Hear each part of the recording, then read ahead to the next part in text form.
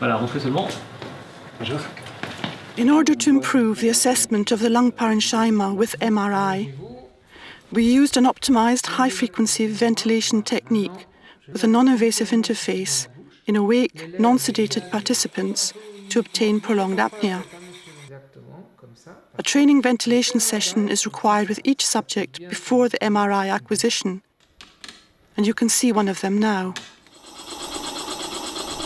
This non-invasive interface has an open airway that protects against overpressure and allows the resumption of spontaneous breathing at any moment during the process. To obtain effective ventilation, adequate gas exchange and prolonged apnea-like conditions, it is essential for the subject to ensure an optimal head position and open glottis that will guarantee the permeability of the upper airway.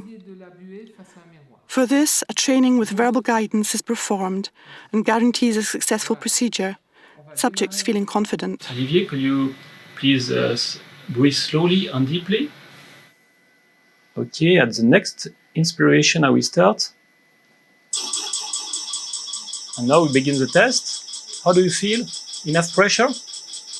Okay, I go up and I will, for example, change the frequency to 500.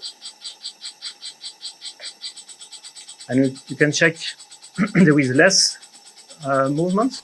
You can see the thoracic stabilization with the suppression of the normal breathing movements. These small movements of a few millimeters of amplitude induced by the ventilation are necessary for gas exchange. During the procedure, the patient's percutaneous levels of oxygen saturation and carbon dioxide are monitored, as well as the heart rate and blood pressure. The majority of the subjects reported a good tolerance of the technique. The main discomfort reported was only dryness of the mouth and the throat.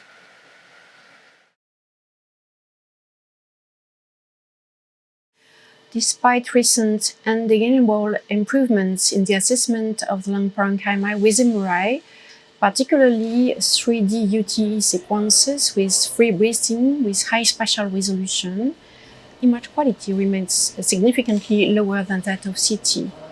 By using this high-frequency ventilation technique allowing stabilized inspiration, image quality turns out to be significantly improved for lung imaging in comparison with current dedicated MR sequences. We used here a UTE pulse sequence that consists in a prototype double echo UTE sequence with a spiral phyllotaxis trajectory.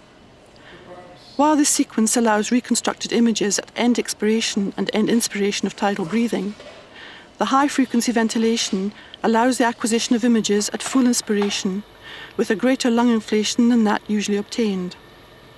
Furthermore, no triggering nor gating are required. So now the patient is in the MRI and under this high-frequency non-invasive ventilation, totally stabilized, and so we can continue up to 5 to 6 minutes for the MRI acquisition. There is a specificity for the MRI.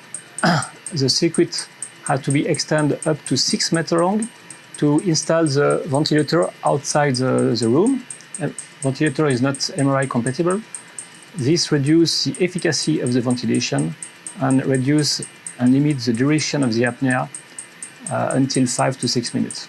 You can see on the screen that the images on the right obtained with UTE sequence with the ventilation technique at a lung volume equivalent to that of CT show an excellent assessment of normal anatomical structures, much better than that obtained without the ventilation technique on the left.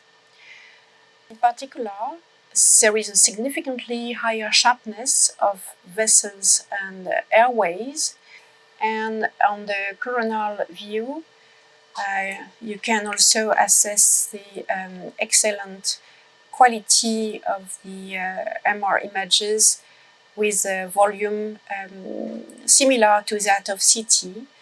If our results are confirmed by further studies, this could offer the option to alternate some CT studies using MRI with this technique, in particular in the context of follow-up of lung nodules.